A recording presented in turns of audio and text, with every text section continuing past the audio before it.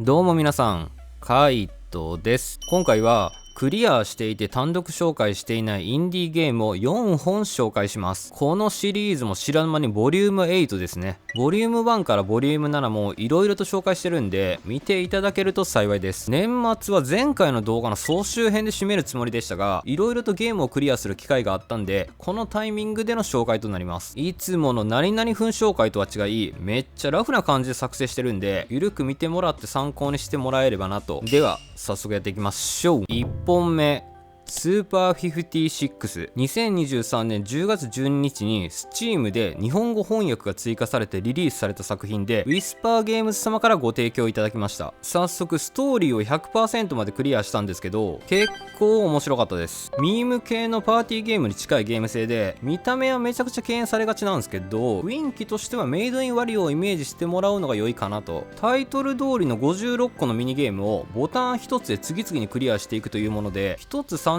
秒ぐらいでクリアできるものが次々と繰り広げられます。ストーリーとしてはスーパー56が禁止されている世界で、地獄中でカードリッジが発見され、そのコピーを手に入れたクロノスとブローンズは隣人にハイスコア勝負を持ちかけるが、2人はゲームがとても苦手なことに気づきました。偶然に人間が訪れたことがきっかけで、隣人を黙らせるために最高難易度 S を目指す感じです。ワンタッチ操作ということで、メニュー場面からプレイするゲームを全て A ボタンで操作していきます。ライフ制ということで、ミスをするたびにハートが減っていき、全てロストするとゲームオーバーとシンプルながら、簡単な連打ゲーから写真撮りに猫パンチ、さらにはパロディ満載のリンクもどきゲーから逆転裁判を思わせる証拠を突きつけるゲーム、オーソドックスなゴールまでたどり着けなど、一つ一つが全て違うのが謎の中毒性。スコアによって XP が入手できてレベルアップできるのも特徴で、一定のレベルまで上がるとゲームをクリアしやすくなるモッドストーンでのバフをかけれるんも中盤以降でプレイがしやすかったっすね。正直ストーリーは終始意味不明ながらも、日本語ローカライズがレベチに良かったんで、カオスな世界を存分に味わうことも魅力の一つかもしれません。ストーリークリアとしては4時間ほどでいけたんで、それなりに黙々と遊べるボリュームでしたね。またスコアによって世界ランキングも確認することもできるので、ハイスコアを目指してみてはどうでしょうか。ちょっとした息抜きでもやめ時がわからない中毒性、スーパー56は Steam で好評配信中です。2本目、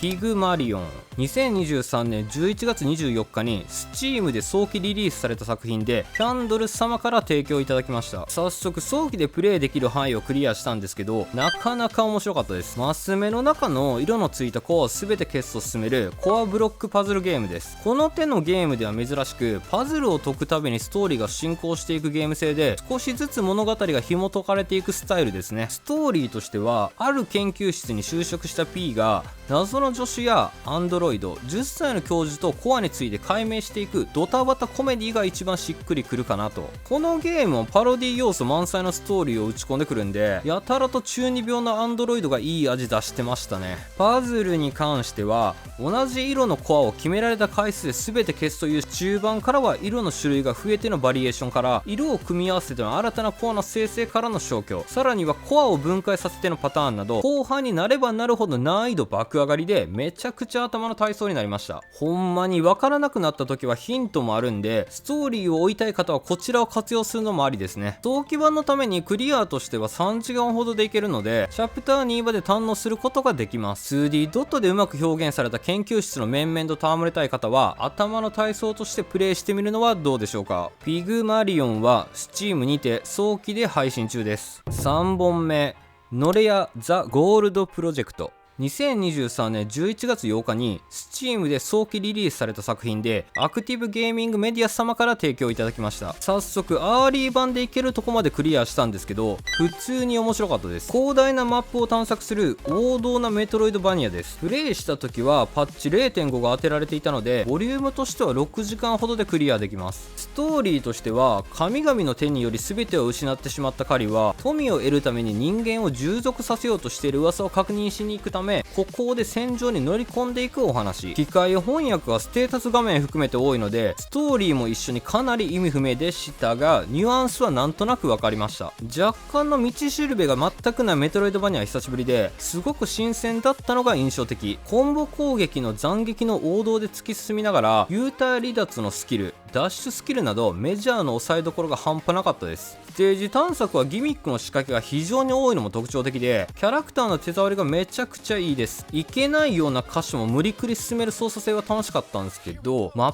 プが非常に広い、むしろ広すぎるぐらいに広いのに、なぜかファストトラベルがないのが非常に厄介でした。スキルを得得して次のステージに行く旅のステージマラソンはマジで発狂しましたね。この辺りの移動感が楽になれば嬉しいなと感じ取られました。個人的にはスキルツリーによるバフ要素は好き。 2D ピクセルのダークファンタジーを堪能したい方は手に取ってみてはいかがでしょうか。ノレアザ・ゴールドプロジェクトは Steam にて早期で配信中です。4本目、スーパーキャットボーイ。2023年7月24日に Steam でリリースされた作品です。早速一通りクリアしたんですけど、懐かしさを感じる面白さでした。90年代のオールドスクールを思わせるゲームスタイルに、どことなく見たことがあるパロディ要素がめちゃくちゃてんこ盛り。ステージクリア型の突破型アクションで、キャットボーイが自分を生成した博士を懲らしめに行くお話です。助けてもらった女性が色々とアシストをしてくれながら、近接攻撃からハンドガンで犬たちを駆逐して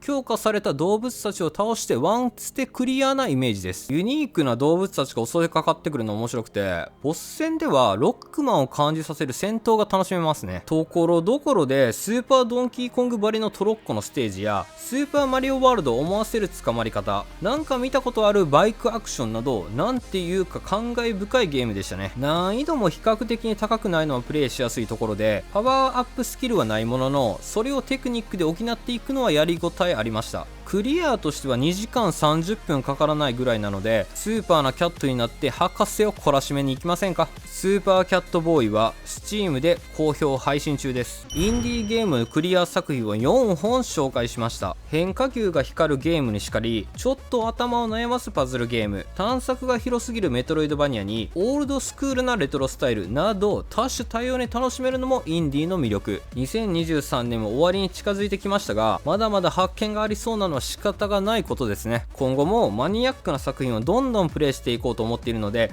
楽しみにしていただけると幸いです。この機会にぜひ普段プレイしないようなゲームを触ってみませんか。きっとこのパッケージデザイン攻めすぎだろと思いつつ、プレイしたら面白いやんけという出会いがあること間違いないですよ。このチャンネルではインディー作品を中心におすすめのゲームを一通りクリアして紹介しております。少しでも参考になった方がいればチャンネル登録や高評価をしていただけると幸いです。ではでは、